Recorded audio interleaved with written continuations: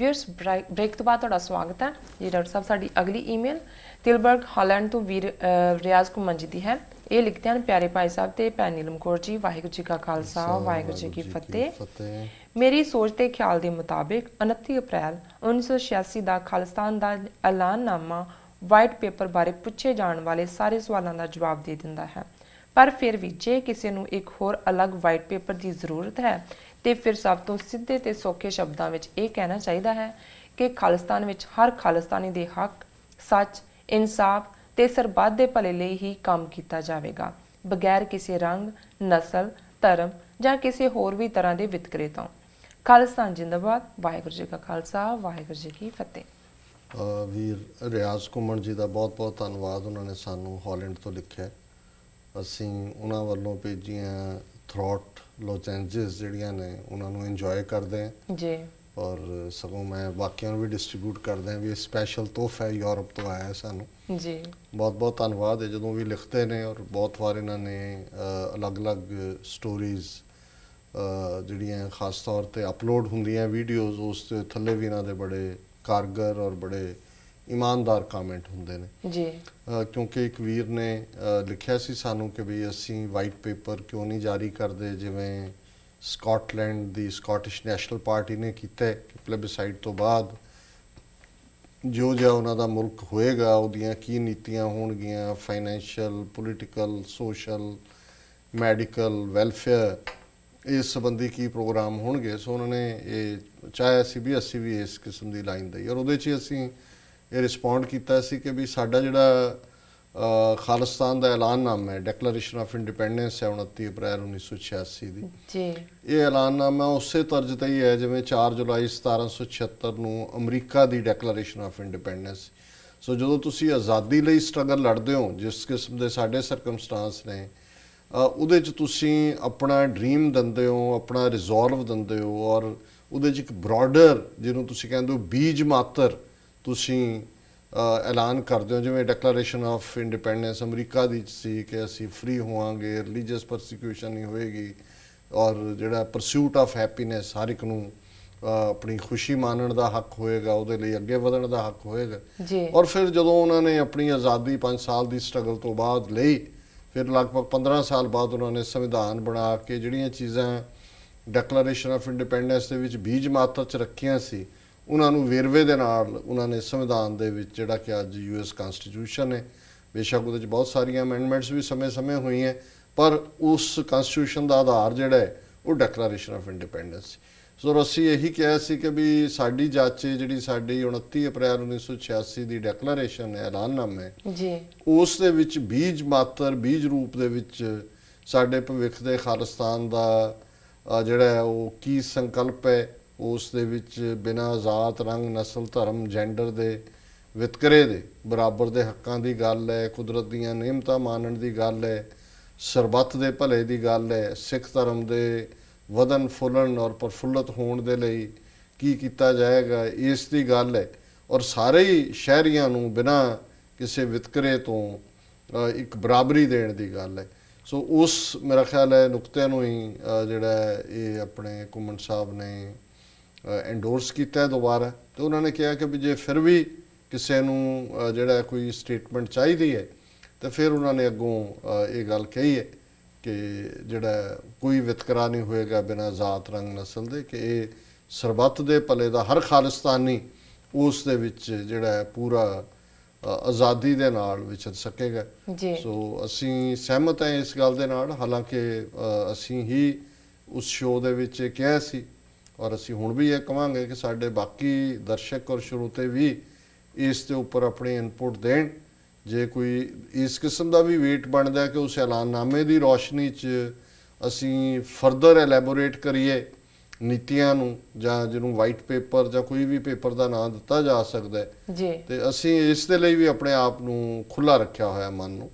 ਪਰ ਅਸੀਂ ਆਪਣੇ ਦਰਸ਼ਕਾਂ ਔਰ ਸਰੋਤਿਆਂ ਦੀ ਇਨਪੁਟ ਇਸ ਦੇ ਉੱਤੇ ਚਾਹਾਂਗੇ ਔਰ ਇਹਨਾਂ ਦਾ ਘੁੰਮਣ ਸਾਹਿਬ ਦਾ ਬਹੁਤ ਬਹੁਤ ਧੰਨਵਾਦ, ਉਹਨਾਂ ਨੇ ਸਾਨੂੰ ਲਿਖਿਆ। ਜੀ ਡਾਕਟਰ ਸਾਹਿਬ, ਤੁਹਾਡਾ ਬਹੁਤ ਬਹੁਤ ਧੰਨਵਾਦ। ਤੁਸੀਂ ਆਪਣੇ ਵਿਚਾਰ ਸਾਡੇ ਦਰਸ਼ਕਾਂ ਨਾਲ ਸਾਂਝੇ ਕੀਤੇ ਤੇ ਹੁਣ ਅਸੀਂ ਆਪਣੇ ਸਵਾਲਾਂ ਦਾ ਸੈਸ਼ਨ ਸ਼ੁਰੂ ਕਰਦੇ ਹਾਂ।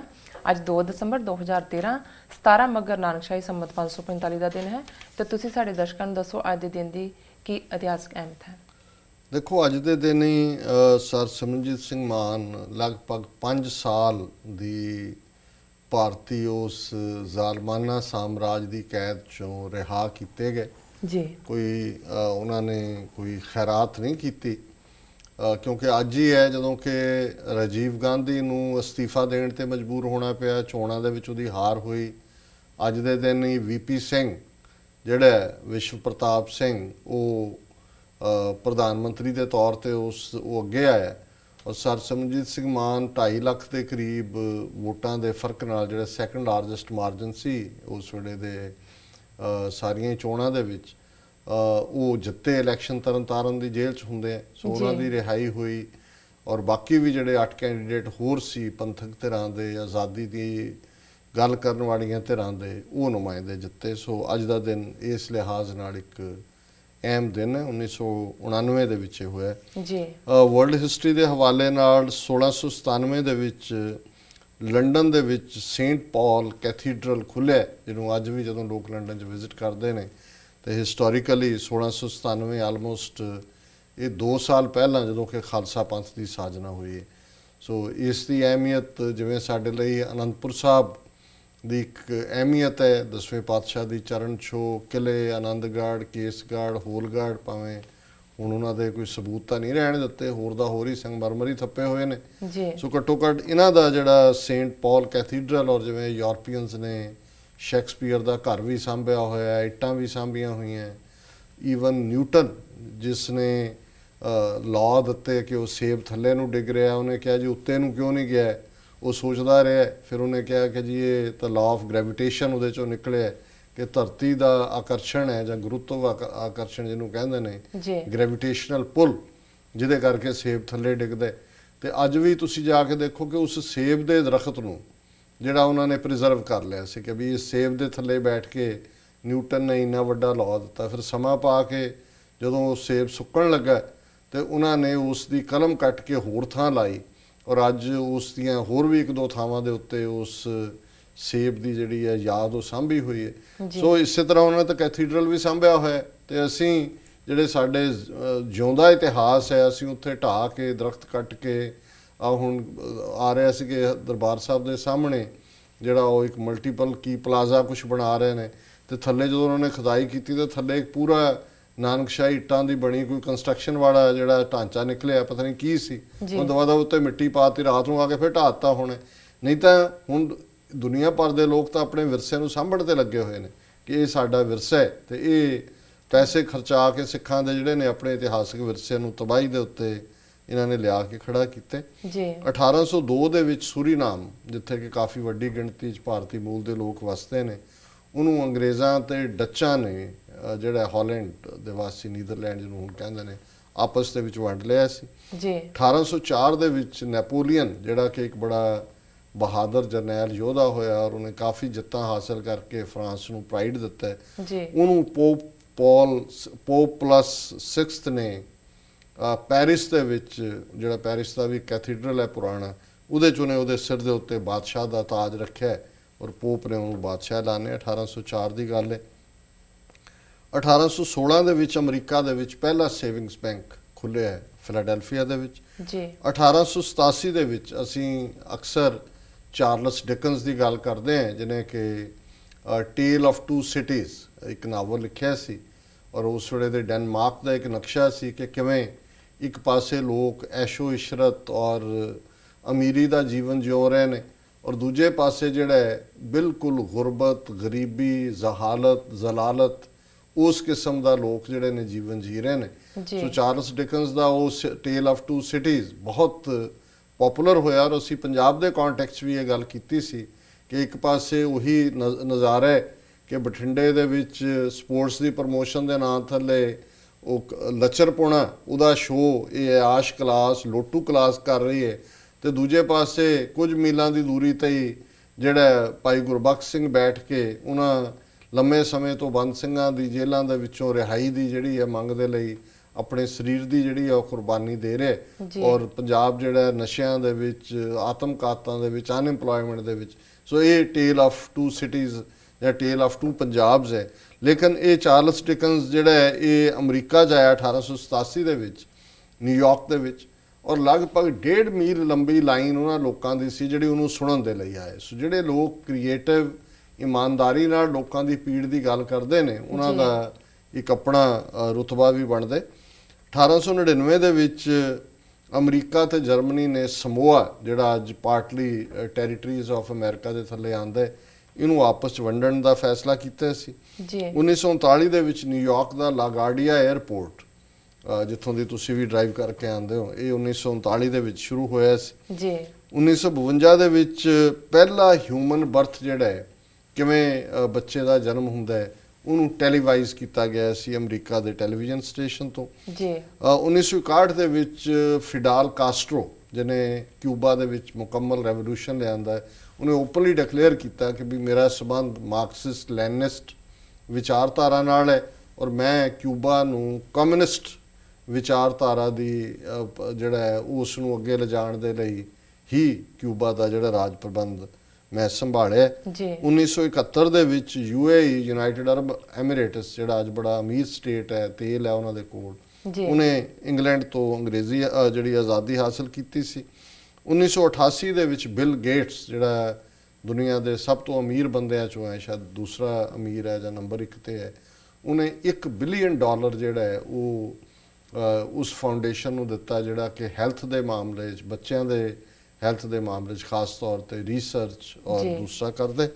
1999 ਦੇ ਵਿੱਚ ਇੰਗਲੈਂਡ ਨੇ ਨਾਰਥ ਆਇਰਲੈਂਡ ਐਗਜ਼ੈਕਟਿਵ, ਕਿਉਂਕਿ ਬਿਲ ਕਲਿੰਟਨ ਨੇ ਜਿਹੜਾ ਇਸ ਨੂੰ ਸੇਂਟ ਪੈਟ੍ਰਿਕ ਡੇ ਦੇ ਉੱਤੇ ਆਪਸੀ ਸਮਝੌਤਾ ਕਰਵਾਇਆ। ਗੈਰੀ ਐਡਮਸ, ਜਿਹੜਾ ਉਹਨਾਂ ਦਾ ਸਪੋਕਸਮੈਨ ਸੀ, ਸ਼ਿਨ ਫੇਨ, ਉਹਨਾਂ ਨੇ ਆਪਣੀ ਪੋਲੀਟੀਕਲ ਪਾਰਟੀ ਬਣਾਈ, ਉਹਨਾਂ ਦੀ ਗੁਰਿਲਾ ਜਥੇਬੰਦੀ ਆਇਰਿਸ਼ ਰਿਪਬਲਿਕਨ ਆਰਮੀ ਸੀ। ਸੋ ਉਹ ਸਮਝੌਤਾ ਇੰਗਲੈਂਡ ਦੀ ਗਵਰਨਮੈਂਟ ਔਰ ਉਹਦੇ ਵਿੱਚ ਬਿਲ ਕਲਿੰਟਨ ਨੇ ਕਰਵਾਇਆ। ਨਤੀਜੇ ਦੇ ਤੌਰ ਤੇ ਜਿਹੜਾ ਫਾਈਨਲੀ ਇੰਗਲੈਂਡ ਨੇ ਜਿਹੜਾ ਨਾਰਦਰਨ ਆਇਰਲੈਂਡ ਦਾ ਪ੍ਰਬੰਧ ਹੈ ਨਾਰਥ ਆਇਰਲੈਂਡ ਐਗਜ਼ੈਕਟਿਵ ਨੂੰ ਦਿੱਤਾ ਜੀ। ਔਰ ਇਹ ਉਹਨਾਂ ਮੁਲਕਾਂ ਦਾ, ਜਦੋਂ ਆਇਰਿਸ਼ ਦੀ ਗੱਲ ਹੁੰਦੀ ਹੈ, ਅੱਜ ਹੀ ਮੈਂ ਦੇਖ ਰਿਹਾ ਸੀ ਇੱਕ ਸਟੇਟਮੈਂਟ ਕਿ ਆਇਰਿਸ਼ ਐਂਬੈਸਡਰ ਜਿਹੜਾ ਅਮਰੀਕਾ 'ਚ ਹੈ, ਉਹਨੇ ਅਮਰੀਕਨ ਕਾਂਗਰਸਮੈਨਾਂ ਨੂੰ ਕਿਹਾ ਕਿ ਵੀ ਤੁਸੀਂ ਇਹ ਜਿਹੜਾ ਰਿਫਾਰਮ ਹੈ ਇਮੀਗ੍ਰੇਸ਼ਨ ਦਾ, ਇਹਨੂੰ ਪਾਸ ਕਰੋ ਫੌਰਨ। ਔਰ ਫਿਰ ਥੱਲੇ ਸੀ ਕਿ ਵੀ ਇਹ ਬਹੁਤ ਘੱਟ, ਵੀ ਇਵਨ ਰਿਪਬਲਿਕਨ ਇੱਥੋਂ ਦੇ ਸਮਝਦੇ ਸੀ ਇਹ ਤਾਂ ਹਿਸਪੈਨਿਕ ਦਾ ਮੁੱਦਾ ਹੈ, ਕਿ ਬਹੁਤ ਸਾਰੇ ਲਤੀਨੋ ਨੇ ਜਿਨ੍ਹਾਂ ਨੂੰ ਫਾਇਦਾ ਹੋਏਗਾ ਜੇ ਰਿਫਾਰਮ ਬਿੱਲ ਆਇਆ। ਫਿਰ ਉਹਨਾਂ ਨੇ ਕਿਹਾ ਕਿ ਐਂਬੈਸਡਰ ਨੇ ਕਿਹਾ ਕਿ 75,000 ਤੋਂ 1 ਲੱਖ ਆਇਰਿਸ਼ ਨੇ ਅਮਰੀਕਾ ਦੇ ਵਿੱਚ, ਕਿ ਜੇ ਇਹ ਰਿਫਾਰਮ ਬਿੱਲ ਪਾਸ ਹੋਏਗਾ ਤਾਂ ਉਹਨਾਂ ਨੂੰ ਰਹਿਣ ਦਾ ਜਾਂ ਉਹਨਾਂ ਦੀ ਇਮੀਗ੍ਰੇਸ਼ਨ ਹੋਏਗੀ। ਸੋ ਅਸੀਂ ਸਮਝਦੇ ਹਾਂ ਵੀ ਇਹ ਜ਼ਿੰਦਾ ਕੌਮਾਂ ਦੀ ਗੱਲ ਹੁੰਦੀ ਹੈ, ਕਿ ਉਹ ਸਿਰਫ ਆਇਰਿਸ਼ ਲੋਕ ਆਪਣੇ ਆਇਰਲੈਂਡ ਦੇ ਲੋਕਾਂ ਦੇ ਹਿੱਤ ਹੀ ਨਹੀਂ, ਜਿਹੜੇ ਉਹਨਾਂ ਦੇ ਆਪਣੇ ਮੁਲਕ ਦੇ ਵਾਸੀ ਨੇ, ਉਹ ਅਮਰੀਕਾ ਦੇ ਵਿੱਚ ਬੈਠੇ ਜਿਹੜੇ ਇਲੀਗਲ ਆਇਰਿਸ਼ ਨੇ, ਉਹਨਾਂ ਦੇ ਲਈ ਵੀ ਜਿਹੜਾ ਆਇਰਲੈਂਡ ਦਾ ਐਂਬੈਸਡਰ ਹੈ ਇੱਥੇ ਬੈਠ ਕੇ ਆਵਾਜ਼ ਉਠਾ ਰਿਹਾ। ਹਾਲਾਂਕਿ ਬਣਦਾ ਨਹੀਂ ਹੈ ਇਹ, ਜਦੋਂ ਐਂਬੈਸਡਰ ਜਿਹੜੇ ਨੇ ਇਹ ਸਿਰਫ ਆਪਣੀ ਕੰਟਰੀ ਨੂੰ ਰਿਪਰੈਜ਼ੈਂਟ ਕਰਦੇ ਨੇ, ਉਹ ਦੂਜੇ ਦੇਸ਼ ਦੀਆਂ ਅੰਦਰੂਨੀ ਸਥਿਤੀਆਂ ਦੇ ਉੱਤੇ ਕਾਮੈਂਟਰੀ ਨਹੀਂ ਕਰ ਸਕਦੇ ਜਾਂ ਉਸ ਤੇ ਟਿੱਪਣੀ ਨਹੀਂ ਕਰ ਸਕਦੇ। ਪਰ ਇਹ ਆਇਰਿਸ਼ ਨੇ, ਬਹਾਦਰ ਲੋਕ ਨੇ, ਔਰ ਅਸੀਂ ਸਮਝਦੇ ਹਾਂ ਕਿ ਇਹ ਇੱਕ ਚੰਗੀ ਗੱਲ ਹੈ ਕਿ ਆਇਰਲੈਂਡ ਦੇ ਲੋਕਾਂ ਨੇ ਆਪਣੀ ਬਹਾਦਰੀ ਦੇ ਨਾਲ ਆਇਰਲੈਂਡ ਮੁਲਕ ਵੀ ਲਿਆ ਜੀ। ਔਰ ਫਿਰ ਉਹਨਾਂ ਨੇ ਜਿਹੜਾ ਨਾਰਦਰਨ ਆਇਰਲੈਂਡ, ਜਿਹੜਾ ਇੰਗਲੈਂਡ ਦਾ ਹਿੱਸਾ ਸੀ, ਉਹਦੇ 'ਚ ਵੀ ਸਟਰਗਲ ਕੀਤੀ, ਤੇ ਫਿਰ ਅਮਰੀਕਾ ਦੇ ਉੱਤੇ ਆਪਣਾ ਇਨਫਲੂਐਂਸ ਪਾ ਕੇ ਬਿਲ ਕਲਿੰਟਨ ਤੇ ਅਮਰੀਕਨ ਆਇਰਿਸ਼ਾਂ ਨੇ ਇਸ ਗੱਲ ਨੂੰ ਯਕੀਨੀ ਬਣਾਇਆ ਕਿ ਨਾਰਦਰਨ ਆਇਰਲੈਂਡ ਦੇ ਲੋਕਾਂ ਨੂੰ ਜਿਹੜਾ ਬ੍ਰਿਟਿਸ਼ ਦਾ ਹੀ ਹਿੱਸਾ ਰਹਿ ਗਿਆ ਸੀ, ਉਹਨਾਂ ਨੂੰ ਵੀ ਆਪਣੀ ਆਜ਼ਾਦੀ ਦਾ ਹੱਕ ਮਿਲੇ। ਸੋ ਇਹ ਅੱਜ ਦੇ ਦਿਨ ਵਾਪਰਿਆ ਜੀ। ਡਾਕਟਰ ਸਾਹਿਬ ਤੁਹਾਡਾ ਬਹੁਤ ਬਹੁਤ ਸ਼ੁਕਰੀਆ। ਹੁਣ ਇਸ਼ਾਰਾ ਹੋ ਗਿਆ ਬ੍ਰੇਕ ਤੇ ਜਾਣ ਦਾ। ਵਿਊਅਰਸ ਤੁਸੀਂ ਕਿਤੇ ਨਹੀਂ ਜਾਣਾ, ਮਿਲਦੇ ਹਾਂ ਕਮਰਸ਼ੀਅਲ ਬ੍ਰੇਕ ਤੋਂ ਬਾਅਦ।